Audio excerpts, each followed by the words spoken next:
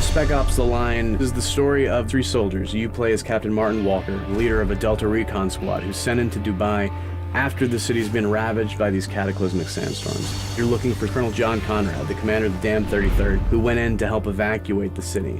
As they were evacuating, this massive sandstorm hit and everyone in the city was believed dead. 6 months later, a mysterious kind of broken radio signal is picked up coming out of Dubai, and so you're sent in to see if there are any survivors left. Conrad's still alive. I think he is. I know he'd agree with me. Tracks end here. Guess this is the nest. Walker is a bit of a mystery. This is a commander, a professional soldier. He has to keep this little bit of emotional distance from Lieutenant Adams and Sergeant Lugo, your squad mates, because he has to sometimes give them orders where they are going to possibly go to their death. Gotta be smart about this. Okay, who's right there and I got a clean shot? Whoever we find now, the civilians are dead. Does that mean nothing to you? Lieutenant Adams is Walker's second in command. He is also the demolition expert and the heavy gunner for your squad. Sergeant Lugo, on the other hand, is a rookie. This is his first mission as a Delta operator. The relationship between him and Walker and him and Adams is going to be very different and evolve differently throughout the game.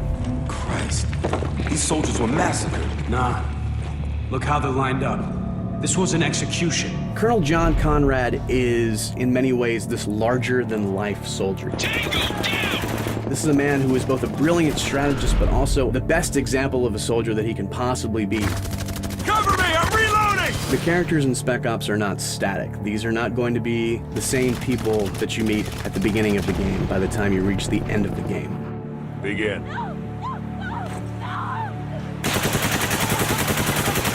What happens to them and what happens to you is similar to what has happened to Dubai. The sandstorm has stripped away everything that they thought they were to who they really are. We're gonna keep at this until you tell me what I want to know. The moral choices in Spec Ops are different from what players have come to expect out of a video game. They are not between A or good, B or bad. These choices are about holding a mirror up to yourself. Fuck it, I'm taking the shot. Wait for your orders, Sergeant. We chose to set Spec Ops in Dubai for two reasons. One, this is not meant to be a game about global conflicts. You are not fighting other nations, you are not fighting terrorists with a nuke. So we didn't want people to be thinking about any conflicts that are currently happening or maybe have happened in the recent past. RPG, second floor! Also, Dubai is a metaphor in a lot of ways for what the player and the characters are experiencing. This is a city where there should not have been a city, but men with money and power just came in and said, I'm going to build whatever I want. And then the sandstorms came, the desert retook it, and nature said, no, just because you want to do this does not mean it can happen, does not mean it should happen. The CIA doesn't start where it can't finish. Well, now's the time to prove it, because I'm not telling you shit. No! What the hell?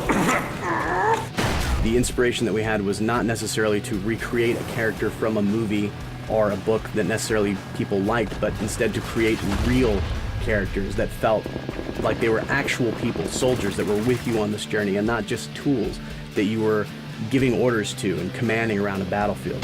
All insurgents wishing to surrender, please report to your nearest outpost for processing. We had many military advisors on the game who were constantly going over the script, checking it for accuracy, and also at the same time performing our mocap so that we had our characters moving like soldiers actually would move. Spec Ops is a game about who we are as gamers, and that's where the title of the game comes in. Spec Ops: The Line.